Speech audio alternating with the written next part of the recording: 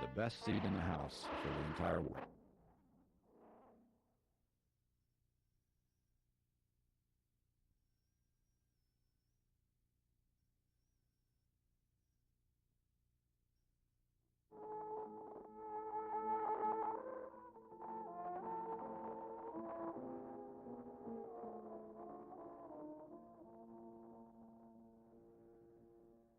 Originally written for piano, there exist many transcriptions of this outstanding musical offering, ranging from solo settings to full symphonic orchestral scores.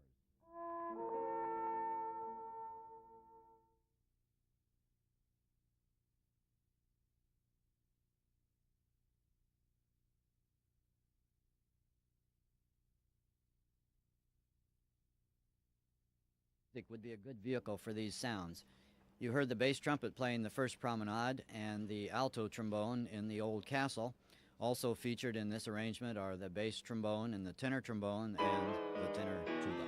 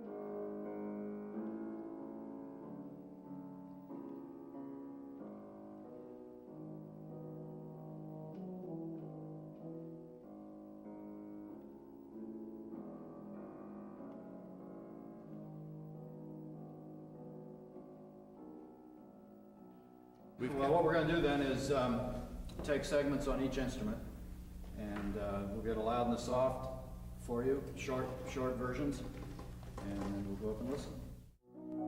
We've captured on video some interesting moments from the recording session, as well as some very valuable explanations of the digital editing process that we're anxious for you to examine.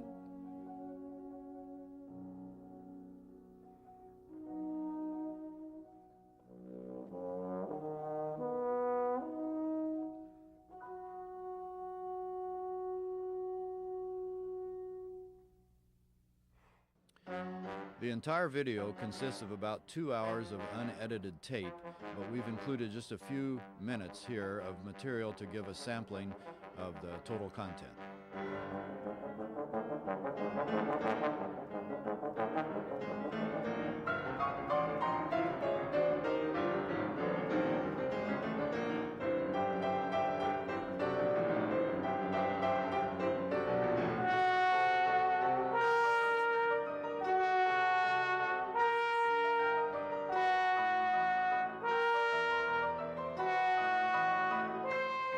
Few people know what goes on during a recording session, let alone the arduous hours of editing. We feel that this visual and audio examination will be fascinating for the public as well as musicians. It may be interesting to consider how this study could be made available. One possibility that's been suggested is to produce a CD-ROM with a mini documentary from the video of the recording editing process, followed by the music of the CD. Since Pictures at an Exhibition is music about pictures, many of these same pictures could be exhibited on the monitor during the performance, and the various instruments could be displayed as well. And perhaps there's a way to even make the arrangement available to interested performers. So a lot of things in there, and then just we'll do just the last bit of the Great Gate. Got to have the right mouthpieces in the horns too. Did you guys notice that little gesture? Well, you managed to get it onto your face. Boy, whose idea was this anyway?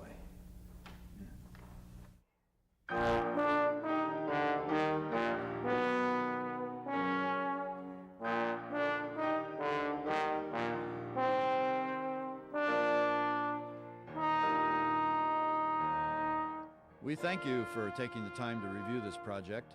Please watch and listen to the rest of this sample video and then take a listen to the CD. We hope you enjoy them and let us know your thoughts.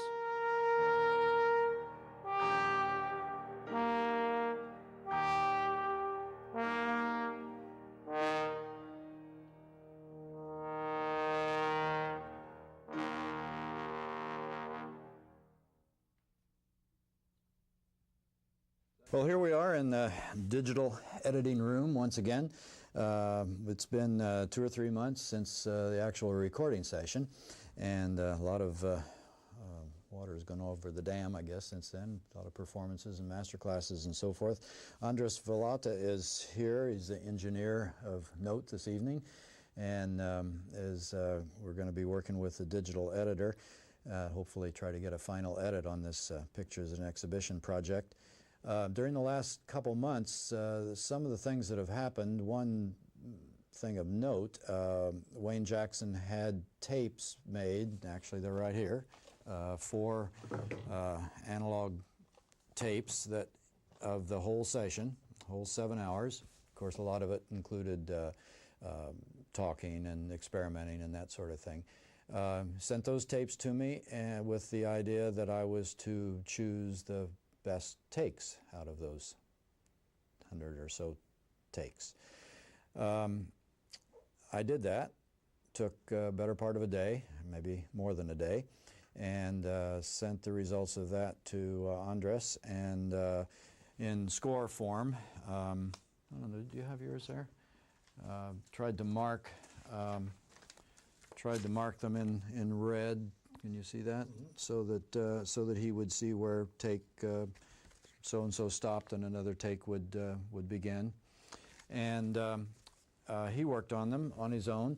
And then what we're doing today is to come in and see if these takes actually work, see if they go together right, see if the music is right, tempos are correct, and all that style and all that sort of thing. And the other problem that I want to address is that the analog tapes don't sound nearly as good as the tapes that we're going to be working with here. This is a DAT, isn't it, or basically, or? It's essentially a video medium that was converted into an audio form. Okay. And it gives us the capability to record at much higher resolution than Right. even a DAT would Really? let us do. Okay. Well, I've noticed that the sound in here is much different than what I was listening to at home, and so we may very well hear some things that I hadn't heard before, and they may be plus or minus, depends on which way we go with it. I think this step is fascinating, what little I've done with this over the last few years. We used to call this step splicing. When I was back in the 70s, I guess, and even 60s, when I was with the Philadelphia Orchestra, everything was, my experts in the room can challenge me, but as I recall, everything was done on tape. Actually, before that, everything was done just direct to disc, before there were tapes, and then tapes came in, and that allowed a lot of splicing, which was really a physical splice. And then a few years ago, they came back to the direct-to-disc idea. I haven't heard too much about that for a while, but with the analog tape splicing, that was actually a physical thing where they took a razor blade and sliced it off where you wanted to make an insert, usually on an angle, as I recall, and then butted those two pieces together and put a piece of tape across them, Scotch tape. And of course, that was rather crude by today's standards, and you could hear it too, but sometimes. But some guys were really, really good at that. Today we use an entirely different mechanism. It's all digital, and I'd like Andres to take us through some of this and show us a little bit about how this machine works. So I'm going to turn it over to you. Well, as you can see on the computer screen here, this is the visual interface of the Sonic Solutions digital editor. And if you can see the mouse here, these top two windows are the end result of my arduous work into assembling pictures at an exhibition together. And each different little section that I click on here is a different piece of a take that Dee gave me to use in assembling this piece of music. The way you see this squiggly line here is the actual music itself. The up and down is how loud it is, and the left to right is actual music progressing as time elapses. So as I play the music, you'll see a blue line move across the screen, and the musical notes and the attack will coincide with these large peaks and dips. These orangish pink sort of lines are the actual crossfades themselves, and I'll zoom in here so you guys can get a good example of what I meant before by diagonal razor blade cuts. It gives you an idea that, for example, the audio here will begin to lower in volume as this one on this side will begin to raise in volume. This helps create a seamless joining of two normally disjunct pieces of music. I'll zoom out again so it'll make it, we can watch the audio go by.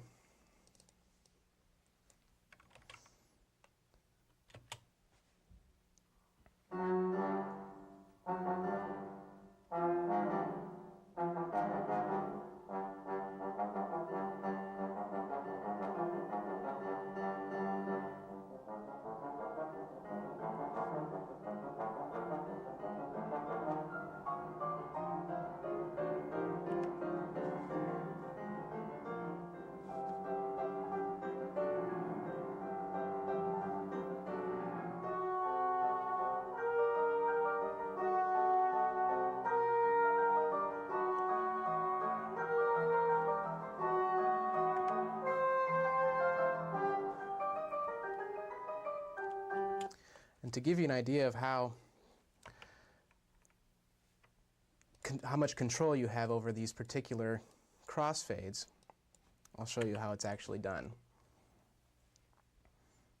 This is the Edit Crossfade control window. This is what lets you control essentially how long you want your fade in and fade out to be, where in time you want them to occur, and if you want them to overlap, and et cetera, et cetera. I can show you essentially how it works now. As you watch it scroll, it goes from the top window, which is the previous take, into the bottom window, which is the subsequent take. And so it fades from this one to this one. We can watch it do it again.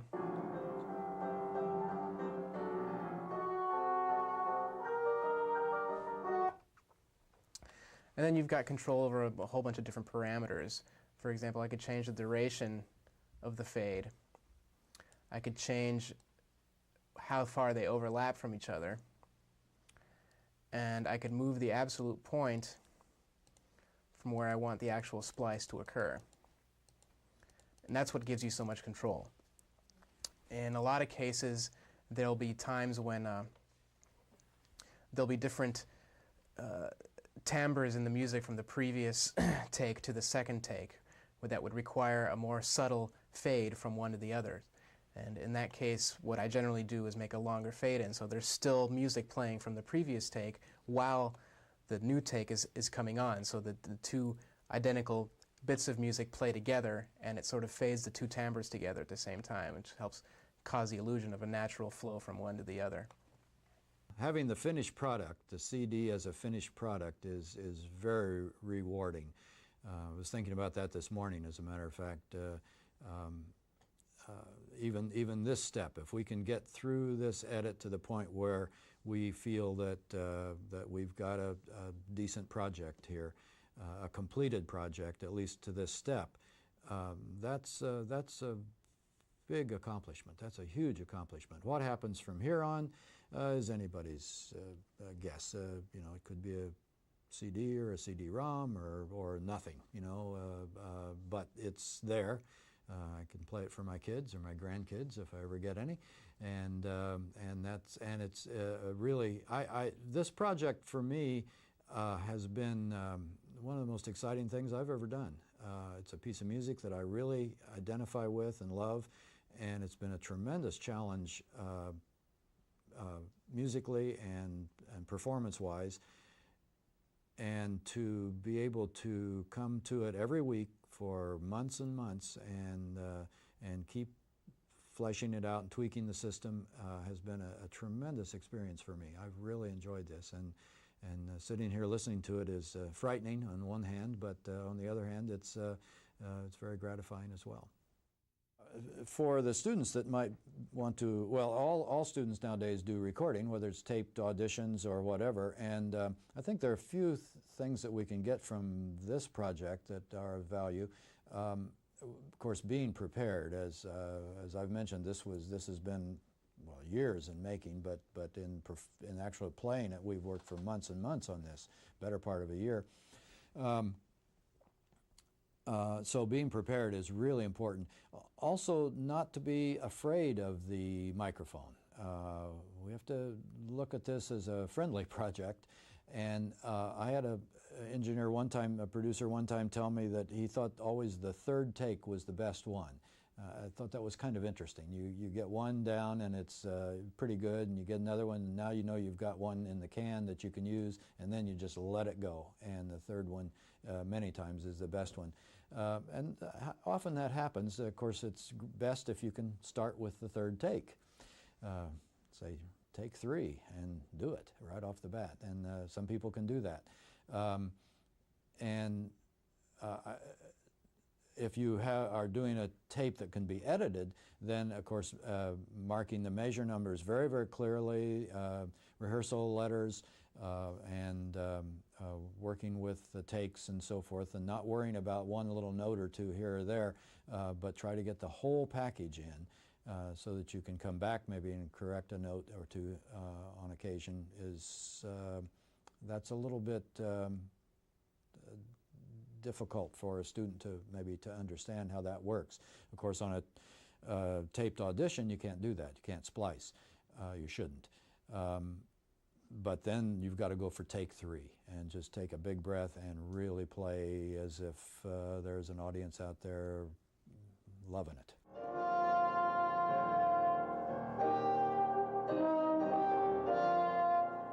Our address is M.D. Stewart, School of Music, Indiana University, Bloomington, Indiana, 47405. Another good way to reach me is through email, which is stewart@indiana.edu.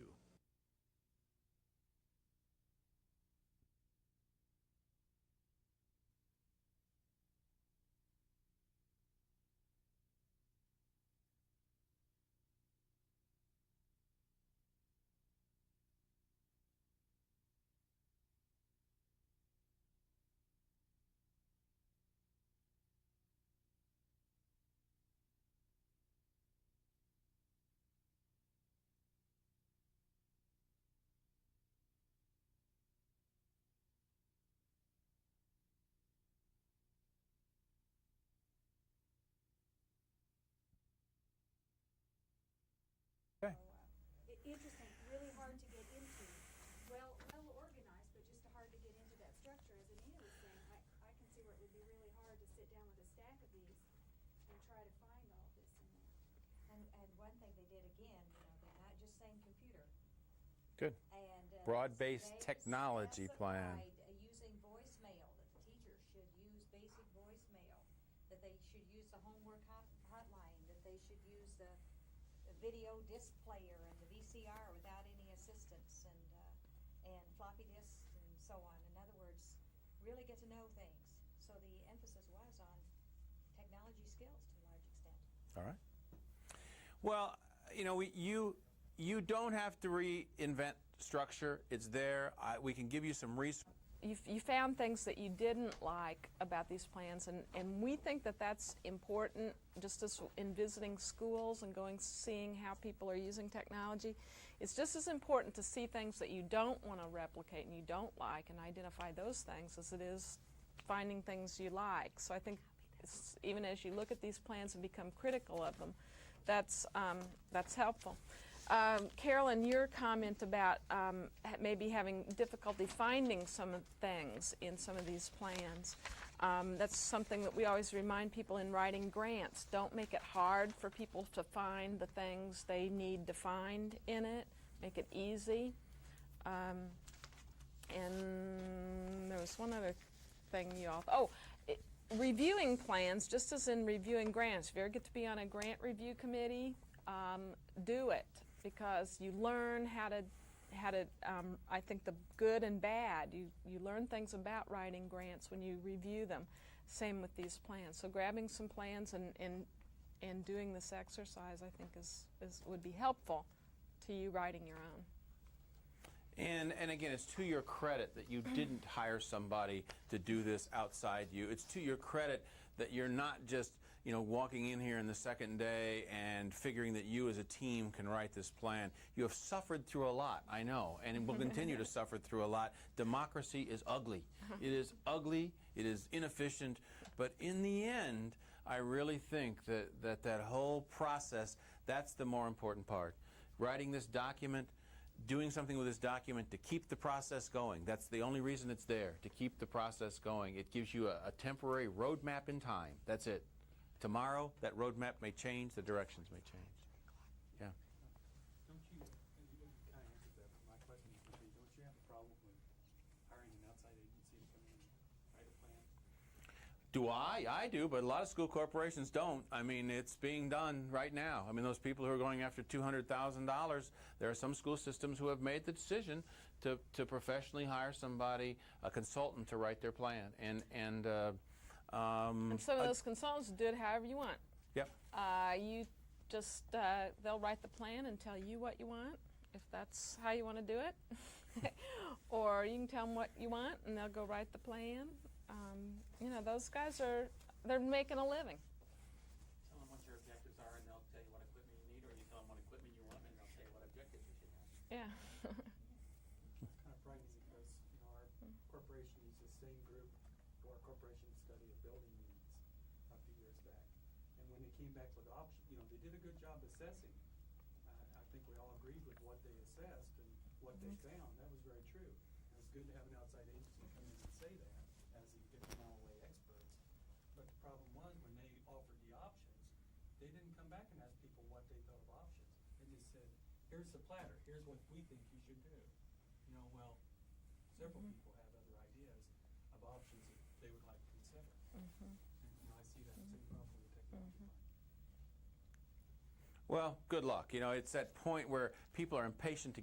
We really think that this is, as we talk, we kind of think this is the gifted group of all the groups we've worked with. Really, you're good. You guys are really thinking and have had some experience, obviously, in a lot of these areas. The two things that we're going to work on this afternoon, and today is a day we kind of apologize that it's a lot of, just down to the nitty-gritty here, but I think that's kind of where you are. When we were back in the visioning and awareness stage, we thought it was important to take time for some of those processes. This afternoon, the two areas, we're going to deal with staff development first. And you guys have experience with that. First of all, how many have been to tons of staff development? Okay, everybody's an expert then. How many of you are strongly involved now in staff development? You're delivering staff development, designing staff development.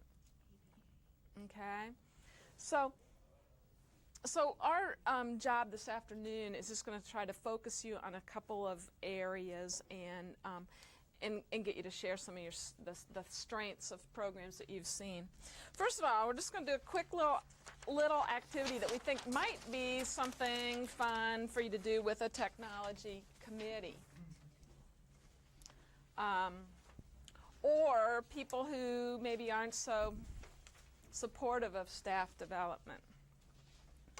And you guys have all you guys are proponents, trying to get people to use technology and take a look at it at least. But you hear people say, I can't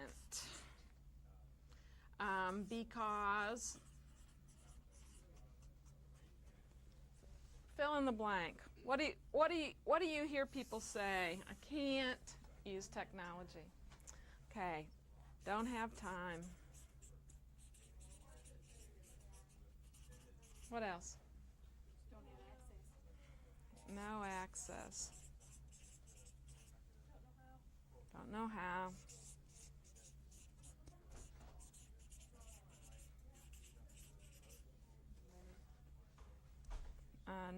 Not enough money.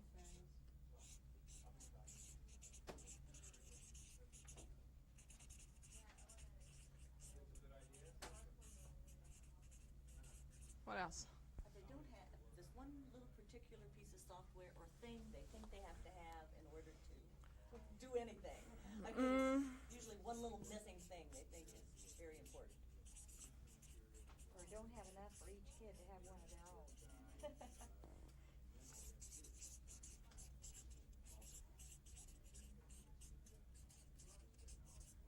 What else? Not interested. Yeah.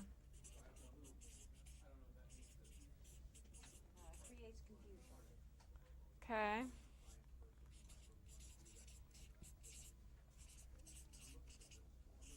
Okay, think about it. You're really getting these now. You know, you go and you're trying to get somebody involved. You could do this, you could do that. I can't because.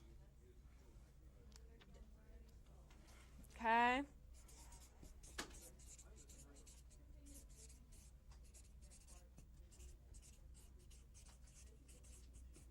don't know how to manage the classroom management of getting a product.